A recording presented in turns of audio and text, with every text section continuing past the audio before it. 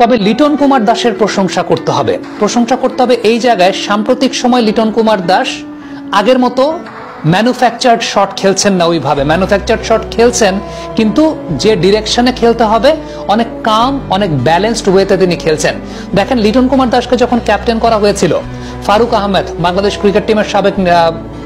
বাংলাদেশে ক্রিকেট বোর্ডের সাবেক প্রেসিডেন্ট, আমি বারবার নির্বাচক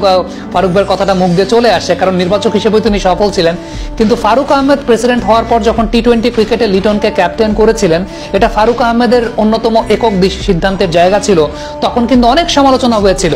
এই লিটনকে কেন টি-20 ক্যাপ্টেন করা হচ্ছে, লিটন তো বেস্ট 11-এই থাকবে না, লিটনের তো বেস্ট 11-এই থাকার কথা না, ব্যাটের ফর্মটা খারাপ যাচ্ছিল। কিন্তু সেই জায়গা থেকে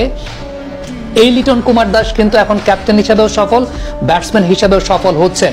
উল্লেখযোগ্য জায়গা যেটা, আপনি যদি লিটন কুমার দাসের ওয়াগন হুইল খেয়াল করে দেখেন, 86% শট তিনি কন্ট্রোলের সঙ্গে খেলেছেন, প্রায় 86% শট তিনি কন্ট্রোলের সঙ্গে খেলেছেন এবং উইকেটের সামনে মিড উইকেট জোন অনেক রান করেছেন, পুশ করেছেন, সিঙ্গেলস নিয়েছেন। হংকংয়ের এই টাইপের বোলিং এর